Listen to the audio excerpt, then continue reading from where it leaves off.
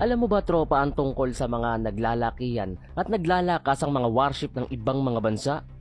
Kilala mo ba ang Liaoning ng China, ang Gerald R. Ford at Nimitz ng Amerika? At ang HMS Queen Elizabeth ng Britanya? Wala lang, wala kasi ang Pilipinas nun eh. Pero tropa, naisip mo rin ba kung paano tayo mananalo sa isang labanan kung sa warship pa lang ay napag-iiwanan na tayo? Isipin mong mabuti tropa. Walang nuclear bomb, walang warships, walang malulupit na tangke.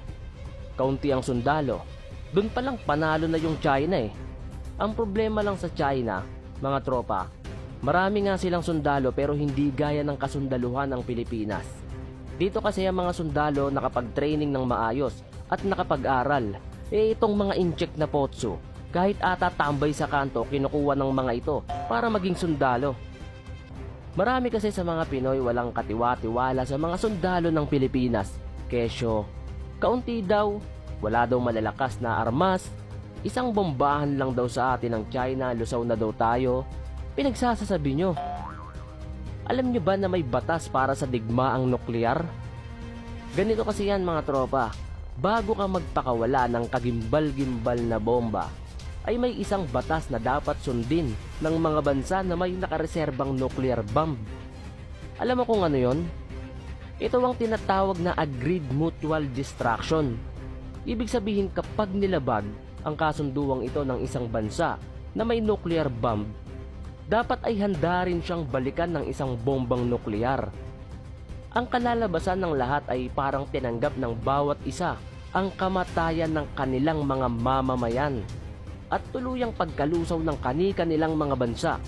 Kaya nga takot din itong mga bansa na may-ari ng mga nuclear bomb. Oo, at merong pinakamalalakas na bansa ang mayroong bombang ganito. Pero 99% na hindi niya yun gagamitin dahil alam niya ang kasunod. Mamamatay lahat ng hindi niya ninanais. Kahit ang pamilya mismo ng taong nagsisimulang mag-utos na ibagsak ang bomba sa kanyang kaaway. Isipin mo tropa, kung may kakayahan kang utusan ang lahat dahil ikaw ang pinakamataas tapos iuutos mo na ibagsak ang bomba sa kaaway mong bansa, syempre iisipin mo na babagsakan ka rin niya at papasok sa isip mo na lusaw pati pamilya mo. Parang iwan pati pamilya, ganon. Kumbaga ubos pati pantubos. Marahil nagpapasikat sila ng kani-kanilang mga bomba pero ang gusto lang ng mga yan, digmaan na hindi gumagamit ng nuclear bomb. I think na nakuha nyo ang punto mga tropa at wala nang magtatanong at mamaliitin ng Pilipinas na isang bagsak lang ng bomba ng China, gento, ganyan, sa Pilipinas ay lusaw na agad. Tingnan nyo sabi sa Britannica.com Mutual Assured Destruction, Principle of Deterrence, founded on the notion that a nuclear attack by one superpower would be met with an overwhelming nuclear counter-attack such that both the attacker and the defender would be annihilated. Kita nyo mga tropa, ang sabi ganito ang mutual assured destruction is principle of deterrence na itinatag sa paniniwala na ang isang nuclear attack ng isang superpower ay sasalubungin ng napakaraming nuclear counter-attack kung kaya't ang umatake at ang defender ay malilipol. Oh, kita nyo? Kaya ito ang humahadlang sa bawat bansa na pigilan ang sarili nila sa mga kayabangan nilang pagpapasabog-sabog ng bomba. Hindi magagawa ng isang bansa yon, maliban na lang kung ang bansang determinadong magpabagsak ng bomba sa isang bansa ay desidido talagang gawin yon. Ogag yun. Napaka-ogag nun at hindi iniisip yung resulta ng pinaggagawa niya. O ngayon sa warship tayo. Wala na akong masasabi dahil alam kong napag-iiwanan tayo sa mga warships kumpara sa ibang mga bansa. Dun pa lang sa Liaoning Pero ito tatandaan mo tropa at ikaw na bagong viewer. Kahit gaano pa kadambuhala yung mga barko na yan, wag na wag mong iismuli ng mga Pinoy. Bakit? Hindi kasi lahat ng malalaki nakakasindak. Tandaan mo kahit maliit, nakakapuwing, tama? Sabihin na natin na hindi sapat ang lohikang ito, pero ano yung 40,000 na North Korean na mga bugok at incheck na mga potso na tinalo ng 1,000 mga Pinoy? Ano yun, scripted? Basta ba walang gamitan ng nuclear bomb, 100% kayang-kayang manalo ng Pilipinas sa digmaan. Kayang pataubin kahit ilang milyon pa yung mga incheck na may mga voluntaryong tambay na sundalo. Kayang mga yan. Tingnan mo si Douglas MacArthur. Gaano ba kalaki tiwala niyan sa mga sundalong Pilipino? Malaki. As in malaki. Ang tiwala niyan sa mga sundalo ng Pilipinas. Bakit? Biruin mo, sabi niya, "Bring me a 10,000 Filipino soldier and I will conquer the world." Oh, kita mo? 10,000 mga Pilipinong sundalo lang kailangan niya para masakop ang buong mundo. Tapos ikaw isip ka ng isip na isang bagsak ng nuclear ng China, lusaw na tayo. Ano ba naman yan, tropa? Huwag mong iismulin ng sarili mong bansa dahil di mo alam kung anong kayang gawin ng mga Philippine Army. Pero teka, baka lumayo tayo sa mga warship. So ang meron lang tayo mga BRP. BRP Antonio Luna, BRP Jose Rizal, BRP Tarlac, tsaka yung BRP Sierra Madre na bulok na nakabalandra dun sa Ayungin Shoal. Lahat ng mga barkong yan hindi makakasabay kung palakihan laban sa Liaoning o sa kung sinong bansang may malaking warship Pero hindi yun ang pamantayan, hindi ang laki. Ang importante dyan, yung strategy, diskarte. Diskarte kung paano mo pababagsakin ang malaki mong kalaban. Hindi ko mo malaki talo na agad. Hindi ganon. Pero hindi ibig sabihin walang magaganap na digmaan. Pwede ba yun lahat ng bansa nagpapalakas ng militarismo tapos wala naman palang magaganap na digmaan? Ano yun, prank? Diba? May magaganap, hindi lang natin alam kung kailan. Pero sana hanggat maaari, pigilan ng mga bansa ang sarili nila at isipin nilang lahat ng pwedeng madadamay. Dahil kawawa lang yung mga inosente. Okay lang sana kung suntukan lang para mano-mano lang kaso hindi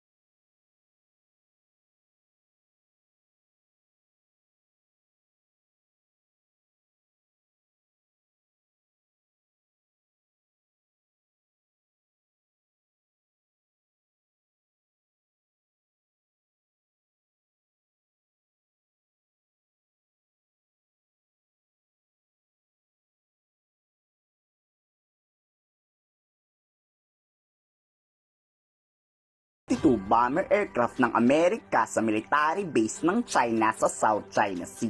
Talagang nakakapinindig balahibo ito. Kasama ng bomber ang reconnaissance plane ng Philippine Air Force. Dito pinasok lang naman ng US at Pilipinas ang military airspace ng China. Grabe no, parang akmang aatake na tayo.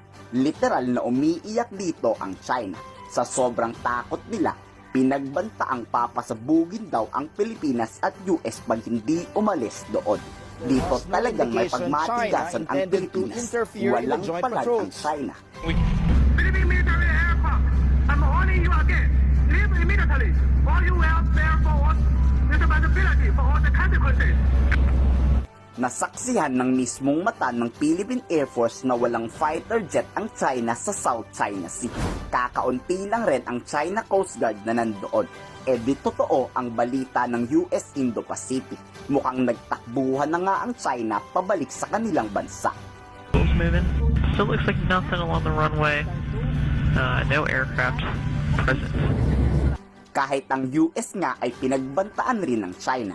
Anong nangyari? Wala. Deadma lang ang piloto ng bomber aircraft. Dito maririnig mo na may takot sa salita ng Chinese na nagre-radio challenge. Natataranta pa yan habang nagbabanta sa Estados Unidos. US military aircraft, Papa 8 Alpha, leave immediately and keep far off so as to avoid any misstanding. Sinampal naman ng katotohanan ang China dahil may karapatan ang bawat bansang lumipad na mapayapa ng hindi sinisita. Halos lahat kasi inaangkin na ng China. Wala namang batas na nagsasabing pagmamay-ari ito ng mga Chinese. Ang kakapal na mukha, diba? Ensure that we maintain the rights that we have as a military aircraft to fly in international airspace, maintain our presence in the area, and show that we're not worried about the buildup that's happening and that we are going to continue to stay down here in South China Sea. Hanggat maaari, ayaw ng giyera ng Pilipinas. Kung ipapakita naman ng China na mabait talaga ang mga Chino, di go, magkaibigan tayo. Pero kung papakitaan nyo ang Pilipinas na masamang asal, abay ibang usapan na yan.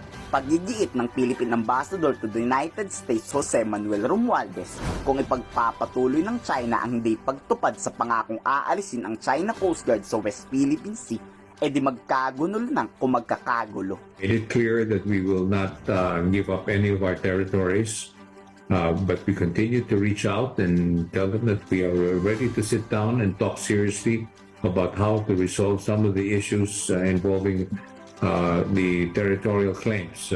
Kung totoo naman na may gentleman agreement si Duterte at Xi Jinping, ibabasura raw yan ng Pilipinas.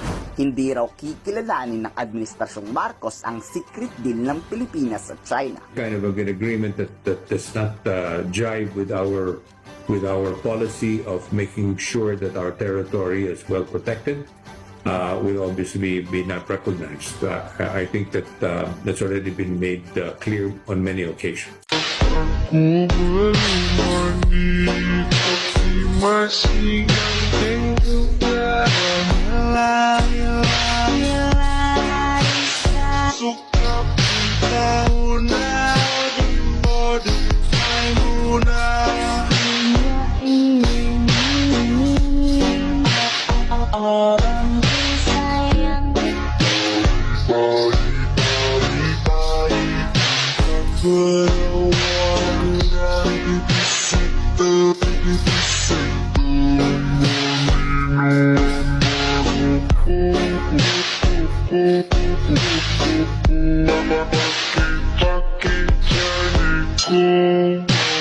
Mama,